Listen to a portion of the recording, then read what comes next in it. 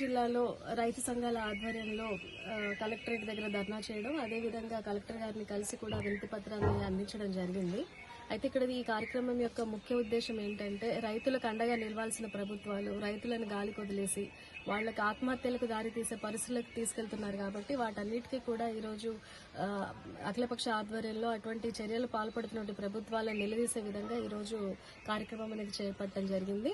దీనికి BRS party తరఫున కూడా పూర్తి మద్దతు ప్రకటించడం కూడా జరిగింది. ఇక్కడ మనం చూసుకుంటే కనుక ఖమ్మం జిల్లా కానీ, మహబూబాద్ కానీ, వరంగల్ కానీ ఈ చుట్టుపక్కల ప్రాంతాలన్నీ కూడా మనకి మిర్చి సాగుకు ఎంతో అనుకూలంగా ఉంటాయి. అత్యధిక మిర్చి కూడా ఇక్కడ పంటను సాగిస్తూ ఉంటారు. మరీ ముఖ్యంగా చూసుకుంటే గిరిజనులు తండాల్లో కూడా ఎక్కువ శాతం కూడా ఈరోజు మిర్చి మీద ఆధారపడి వారి జీవనం సాగుతూ ఉంటుంది. కానీ ఈరోజు మనం చూసుకుంటే రైతు గిట్టుబాటు ధర అనేది లేకపోవడం వల్ల ఈరోజు రైతులకు తీవ్ర నష్టం వాటిల్లుతా ఉంది. అదే కాకుండా ఈరోజు పంట దిగుబడిలో కూడా ఈరోజు ఎన్నో రకాల వైరస్లు రావడం వల్ల కూడా ఈరోజు దిగుబడి కూడా తగ్గింది. కానీ నాణ్యమైనటువంటి మిర్చి పండిస్తున్నటువంటి మన ప్రాంతాల్లో ఉన్నటువంటి రైతులు ఈరోజు ధరలు సరిగా లేకపోవడం వల్ల పెట్టినటువంటి పెట్టుబడి కూడా బయటికి రావడం లేదు. కూలీలకు ఇచ్చేటటువంటి కూలీకి కూడా ఈ రోజు సరిపోవడం లేదు. మొత్తం మీద మనం చూసుకుంటే ఈరోజు సెంట్రల్ గవర్నమెంట్ అనేది 2-3 రోజుల క్రితం 11,700 దాకా మద్దతు ధర ప్రకటించింది. కానీ వాస్తవంగా చూసుకుంటే మార్కెట్లో అలా తీసుకుంటూనే ఉన్నారు. కానీ ఈరోజు జెండా పాటలో ఉన్నటువంటి మొత్తానికి కాకుండా తగ్గించి కూడా ఈరోజు వ్యాపారస్తులు రైతు దగ్గర మిర్చి ఏదో రకంగా లోపాలను చూపించుకుంటూ తీసుకుంటా ఉన్నారు. మరి ఈ రకంగా సాగుతున్నప్పుడు దీనిపైన ఒక అజమాయిషి అనేది ఉండాలి, రైతుకు అండగా ఉండాలనేది మేమందరం కూడా కోరుకుంటా ఉన్నాము, డిమాండ్ కూడా చేస్తా ఉన్నాము. ముఖ్యంగా ఈరోజు మనం చూసుకుంటే రైతుకి ఇక్కడ ఉన్నటువంటి ప్రాంతాల్లో ఉన్నటువంటి రైతులందరికీ కూడా బాసటగా నిలవాల్సినటువంటి కేంద్ర రాష్ట్ర ప్రభుత్వాలు ఆ రకంగా ఈరోజు పనిచేయడం లేదనేది మాట వాస్తవం.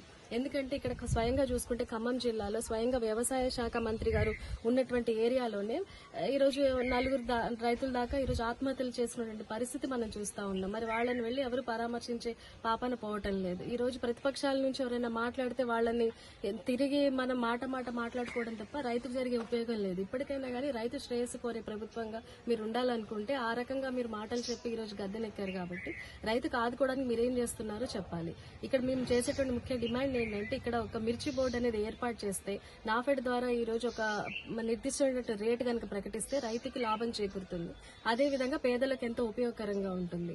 మరి ఇక్కడ ఈ ప్రాంతంలో చూసుకుంటే రైతు బీమా అనేది మనం చూసుకుంటే కనుక 2014లో సెంట్రల్ గవర్నమెంట్ రైతు బీమా ఫసల్ యోజన అనేది ఒక ప్రోగ్రాం పెట్టినా గానీ ఆ ఒక్క సంవత్సరం ఇంప్లిమెంట్ చేసిన తప్ప తర్వాత నుంచి పెట్టట్లేదు. సరే, సెంట్రల్ గవర్నమెంట్ కి రాష్ట్ర ప్రభుత్వానికి ఏ రకమైన సంబంధాలు ఉన్నా అవన్నీ పక్కన పెడితే కనుక రాష్ట్ర ప్రభుత్వం బాధ్యతగా తీసుకుని రైతుకు బీమా అనేది ప్రకటించాల్సిన అవసరం ఉంది.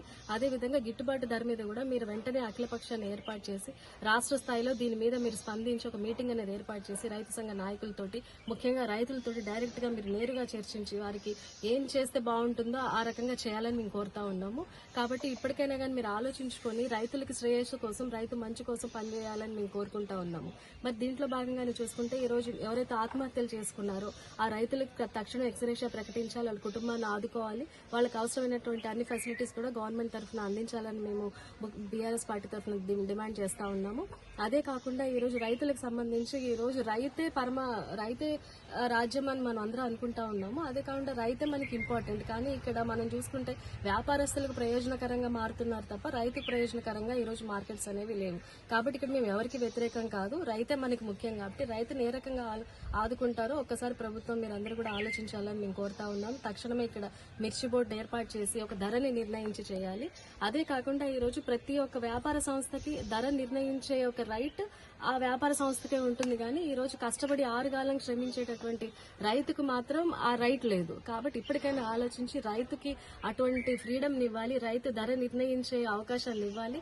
ఆ ధరకే రైతు అమ్మేటటువంటి ధరకే ఖచ్చితంగా కొనాలని మేము కోరుతా ఉన్నాము. ఈ రోజు రైతులు కాపాడకపోతే మాత్రం ఈ ప్రభుత్వానికి మళ్ళీ రాబోయేటటువంటి రోజుల్లో ప్రజలందరూ కూడా తీవ్ర వ్యతిరేకత చూపిస్తారు. వ్యతిరేకతను మీరందరూ ఎదుర్కోవాల్సి ఉంటుంది. గ్రామాల్లో తిరిగే పరిస్థితి కూడా ఉండదు. కాబట్టి తక్షణమే దీనిపైన స్పందించాలని మేము ముఖ్యమంత్రి గారిని కూడా డిమాండ్ చేస్తా ఉన్నాం.